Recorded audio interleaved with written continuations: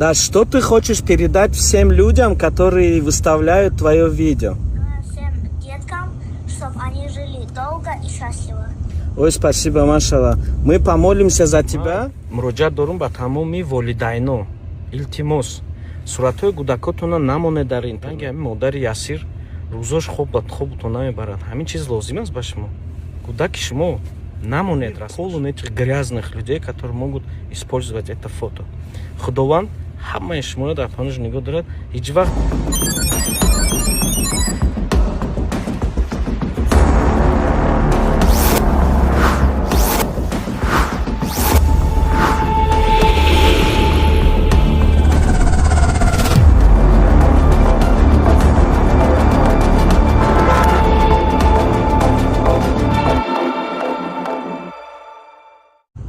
Ассалому алейкум, Ясир, как дела? Ассаламу алейкум, все хорошо. Да, что ты хочешь передать всем людям, которые выставляют твое видео?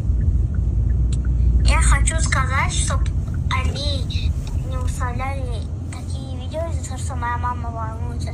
Я желаю всем деткам, чтобы они жили долго и счастливо.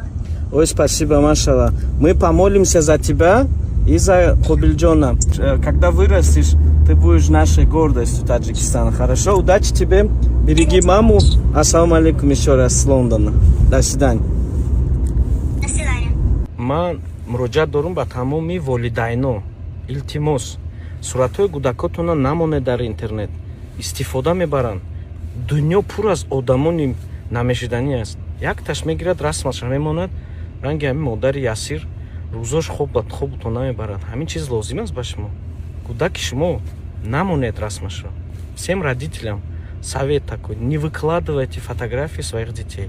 Мир полон этих грязных людей, которые могут использовать это фото.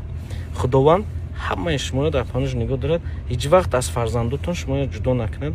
Дар ҳаққи Ёсирҷон як дуо кунед, дар ҳаққи Қобилҷонам як дуо кунед. Саломат бошед дар паноҳи Аллоҳ. به نام خداوند بخشنده و مهربان و نهایت با رحم. السلام علیکم برادران عزیز، خواهران مهربان. امیدوارم شما خوب هستید. بر شما سلامتی خواهان هستم. دوستان عزیز، از همه شما خواهش میکنم و اون کسایی که همین ویدیو را تماشا دارین، از شما خواهش میکنم که ویدیو را تا آخر با دقت خوب تماشا کنید و به یار و دوستان خودتون با برادر و خواهراتون برسانید که از همین نوار آگاه شوند. و حتما به خاطر دیگران دیدن دوستان، از شما فقط نوار ما را پهن میکنند در ویدیو تا لایک کنید خلاص و فکری خودتون در کامنت‌ها نویسین. برادر جانا و خواهر جانایی که همین نوار را تماشا دارین، به هر یکی ما و شما معلومه یک ماتم بزرگ در دنیا عاید آن همین شهید خرد جمهوری تاجیکستان، یعنی که قابلجان 10 ساله الکی از این تمام دنیا با خبر شد و همه بلاگران روی دنیا در این باره نوارها کردند و صحبتها کردند. تشکر زیاد اون کسایی که همدردی بیان نمودند. و دوستان عزیز، موضوع اساسی ما آن همیه که همین نواری که شما دیدین و آن همین رسمی که میبینین، با گفتی در سامانه‌های اجتماعی بسیار انسان‌ها در همان صفحه‌های شخصی خود میگذارند و چنین نویسند: قابلجان پیش از مرگش نوار کرده بود. اما این نواری که شما در روی اکران دیده استودین، این نوار مربوطی آن همون کودک نیست. این خودی قابلجان نیست. این وحشه دیگه آدمه. نه که متاسفانه، نه که بسیاری ها مقصد بلاگرها ماندستن و در همون اپیسان نوار می نویسند که قابلجان پیش از مرگش همین ویدیو را کرده بود. مقایسه کنین، شما این صورت به همان صورت مقایسه کنین، اینجا دو آدم های. نام این قابلجان میشه خداوند رحمتش کنه، شهید خردترین بود و اینچنین انا همین شخصی که شما دیدین، این کودک یاسر نام داره. این کودک زنده های، این کودک نمرده های. نه که در اصل انا همین کودکی که شما در روی اکران میبینین، این کودک زنده های. و اینچنین همه این بلاگرایی که در صحیفه های شخصی خودشون چنین نوارها رو گذاشته‌اند. بیاین بس کنیم. تو بسای هر روز خیب قپیدن، هر روز نوار قپیدن، هر روز به همین ویدیوهایی که ما میکنیم امروزها барои аудиторияи худмона боло кардан басай. Фақат ай дасти мо як кор меояд ки бишинем дар намозҳои худмон дуо кунем. дуо барои падару модараш кунем. худованд падарша раҳмату мағфират куна, гуноҳоша бигзара ва и додарчони мора, масалан додарчаи хурди мора, худованд и гуноҳ надорад ки мо талаби мағфирати гуноҳш кунем.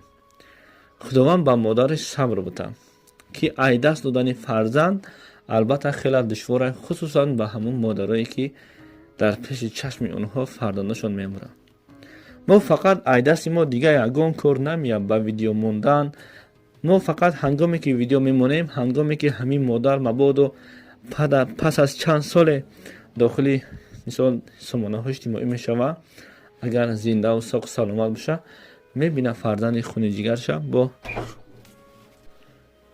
ҳамин соб. дӯстони азиз, аз дасти мо фақат дуо кардан меояд халос. бисёр мисол ин хел шуд ҳамин корора биёин ай ҳамаи блогерҳо хоҳиш мекунам ки бас кунанд.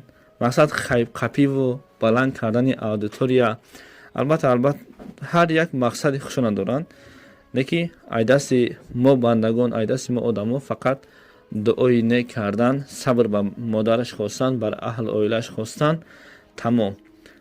дига мақсад хайп кардаву мақсад бо дар инҷо як кори асосӣ аст ки коре нашавад ки бо нисбати анаҳми видеои шумо бо нисбати муҳоҷирон гапу чап зиёд шавад. ин буд мақсади ман, ин буд видеои ман барои ҳамон касое ки дар саҳифаҳои иҷтимоӣ шабакаи шахсии худшона доранд. боз як бор дига илтимос мекунам ки ин кӯдак зинда ҳай, номуш Ясир, ва ин шумое ки мондесен мегӯед ки пешаи маргаш буд, албатта ин хатои бузурги мову шумо. худованд бар модари Қобилҷон шаҳиди мо ки албатта як мотами бузург дар Тоҷикистон сабаби мотами бузург шид, сабри ҷамил ато фармоя, гузашта бошад тариқи раҳмат, шоиста ҷаннат, ва бар ҳар яки мо шумо сабр ва оқибати корҳои мора ба хайр бигаронаву ӯ касое ки дар муҳоҷирати меҳнатӣ ҳастанд, дар паноҳи азамати худаш нигаҳ будора, аз ҳар дарду балову ҳар офатҳои замин осмонӣ худованд нигаҳшон будора. ассалому алайкум ва раҳматуллоҳи ва таъала баракатуҳ.